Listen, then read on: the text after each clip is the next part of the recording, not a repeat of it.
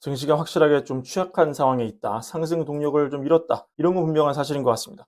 오늘 시장이 등락이 좀 있었는데요. 뉴욕 시간 이른 오전에 ADP 고용 보고서가 나왔고 이게 숫자가 그렇게 좋지 않았습니다. 전월 대비 고용이 9만 9천 개 늘어서 예측치 14만 4천 개를 훨씬 밑돌았고 지난달 대비해서도 좀 줄었습니다. 2021년 1월 이후 최저치를 기록했습니다. 잘 아시겠지만 ADP 고용 보고서는 이 미국 노동부의 노동 데이터 전에 나오는 일종의 전초전 같은 거죠. 이게 미국 공식 통계랑 뭐 방향이 같을 때도 있고 다를 때도 있는데 여튼 지금은 고용이 되게 큰 관심사니까 시장에 영향이 좀 있었습니다. 근데 바로 이 또 매주 나오는 신규 실업수당 청구 건수가 조금 방향을 틀었어요. 이게 22만 7천 건을 나와서 전주 대비 5천 건 감소했습니다. 2주 이상 실업수당 신청한 계속 실업수당 청구 건수도 183만 8천 건으로 전주 대비 2만 2천 건 줄었습니다.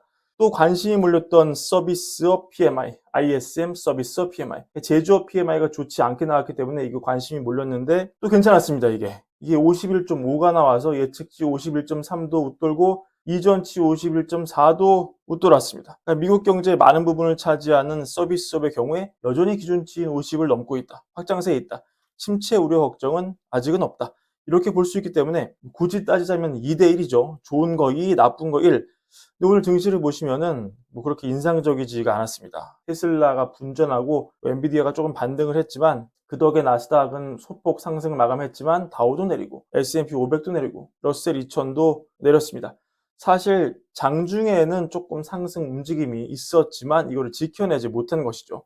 아마도 조만간 나오는 미국 실업률과 비농업 고용지수를 기다리면서 시장이 좀 위축이 됐다 이렇게 볼 수 있고 이런 게 사실 과거에는 크게 중요하지 않았던 건데 데이터 한두 개 이렇게 시장이 휘둘리는 걸 보면은 증시가 확실히 활력이 좀 없다, 체력이 약하다, 위태위태해 보인다 그런 평가가 나옵니다. 남은 과제는 두 가지 정도겠죠. 여튼 올해 선거가 있으니까 돈이 얼마나 더 풀리냐, 또 하나는 이번 달 금리 인하가 확실한데 얼마나 내리냐 이걸 겁니다. 일단 첫 번째 질문, 돈이 얼마나 더 풀리느냐 이거에 관해서 이 옐런 재무장관이 담당하는 그런 분야라 볼 수 있는데 옐런이 오늘 스윙 스테이트로 분류되는 노스캐롤라이나에 가가지고 사실상의 대선 개입 연설을 했습니다. 옐런 재무장관이 이 웨이크 테크 커뮤니티 칼리지라는 데를 갔는데 이 바이든 정부의 핵심 법안인 인플레이션 감축법을 예로 들면서 이거를 폐기하려는 사람들이 있다. 공화당이겠죠? 하지만 만약 그렇게 된다면 이곳 노스캐롤라이나에서 명확히 볼 수 있듯이 역사적인 실수가 될 것이다. 이렇게 말했습니다.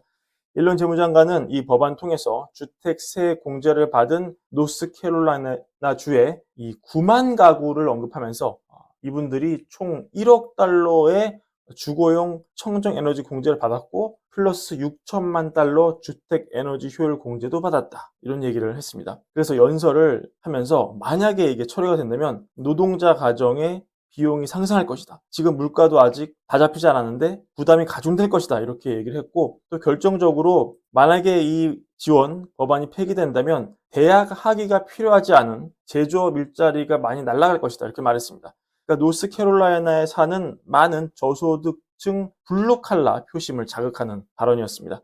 반대로 트럼프는 뉴욕에서 연설을 했었는데요. 지금 머스크랑 절친이 됐죠. 그래서 백악관에 들어가면 이 머스크가 이끄는 정부효율위원회를 신설하겠다 이렇게 발언했고 법인세 15% 내리겠다. 그리고 규제 한 개를 만들 때 규제 10개를 없애겠다. 강력한 규제 완화 드라이브를 공약으로 내걸었습니다. 그러면서 그린 뉴딜, 방금 얘기한 이것도 그린 뉴딜 일환인데 바이든 정부 핵심 공약인 그린 뉴딜은 역사상 가장 큰 사기다. 이거를 내가 다시 백악관 들어가면 없애버리겠다. 이렇게 밝혔습니다. 대선이 뭐 박빙으로 흐르고 있는데 전문가마다 의견이 다르고 여론조사도 박빙 나오고 있습니다.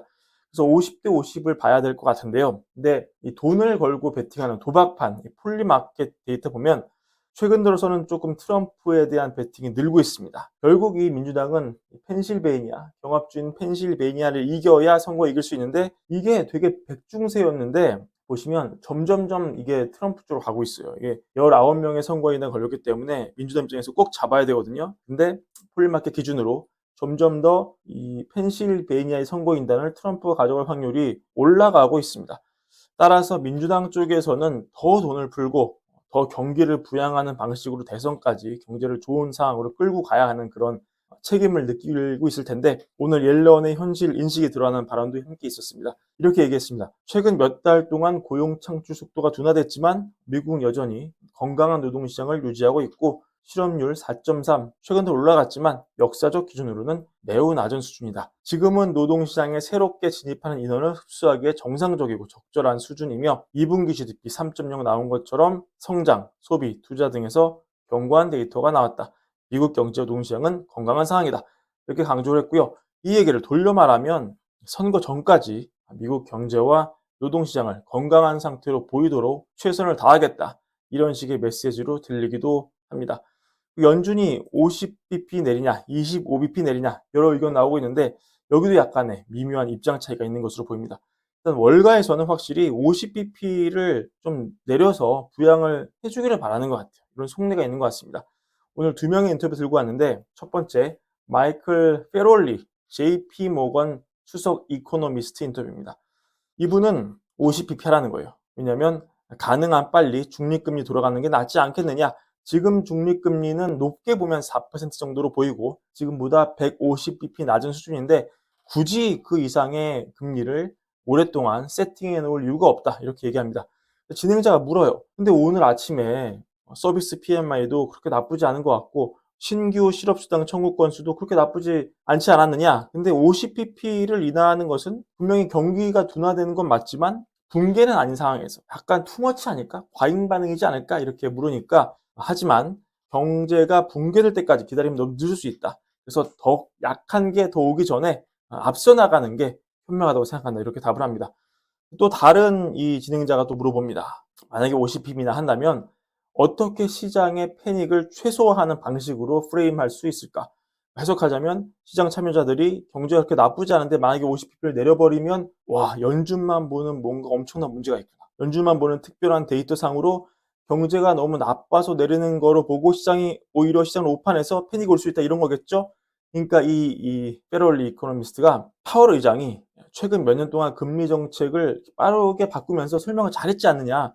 매우 매파적인 입장으로 전환할 때도 잘 설명했다. 그러니까 지나고 보니까 지난 몇 년 동안의 이 급격한 변화가 결국에는 올바른 결정이었다는 게 확인이 됐고 지금은 그와 반대되는 결정을 내려야 되는 상황인데 지금도 파월이 올릴 때도 설명을 잘했으니까 내릴 때도 이거를 대중과 시장한테 효과적으로 설명할 것으로 본다 이렇게 얘기를 합니다. 반면에 이 조지 라가리아스, 폴비스 마자르스 여기는 이제 글로벌 회계법인이에요. 그러니까 월가랑은 조금 이해관계가 다를 수 있죠.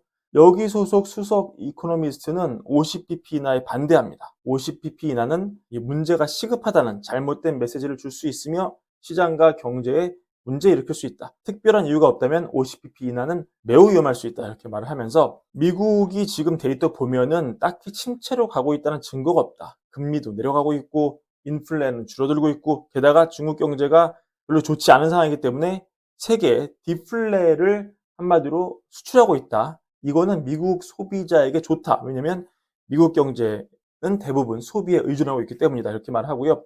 그 사람들이 지금 양적 지표, 삼룰 같은 곳에서 침체의 지표를 찾는데 창시장인 3조차 이번에는 이거 아니라고 하지 않느냐. 그래서 내 생각에도 지금 침체가 아니고 만약에 서비스 분야의 대규모 둔화가 나오면 즉 엄청난 소비 둔화가 나온다면 심각하겠지만 아직 그런 징후를 보지 못했다. 이렇게 얘기합니다. 그러면서 이번 장 분석을 하는데요. 실업률 자체는 유일한 경제 지표가 아니고 역사적으로 시장은 다양한 지표에 고루 반응을 해왔고 시장이 지난 8월 2일에 경기 침체를 내러티브를 반영하면서 급락을 했고 그 이후에 니케이가 12% 하락한 다음에 뭐 아무 일도 없지 않았느냐. 11일 후, 20일 후에는 이 증시들이 다시 돌아가면서 사상 최고치 기록하면서 광범위한 랠리가 있었고 지금 시장은 그냥 순환적인 이유로 움직이고 있고 뭐 심지어 이런 움직임에 대한 해석이 나중에 따라오는 그런 국면이다.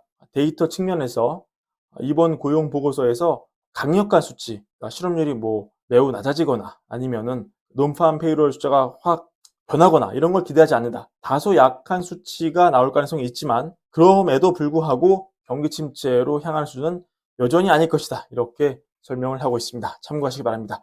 자, 오늘 준비한 브레미 영상 이것으로 마무리하고요. 올걸 구독과 좋아요도 함께 부탁드립니다. 감사합니다.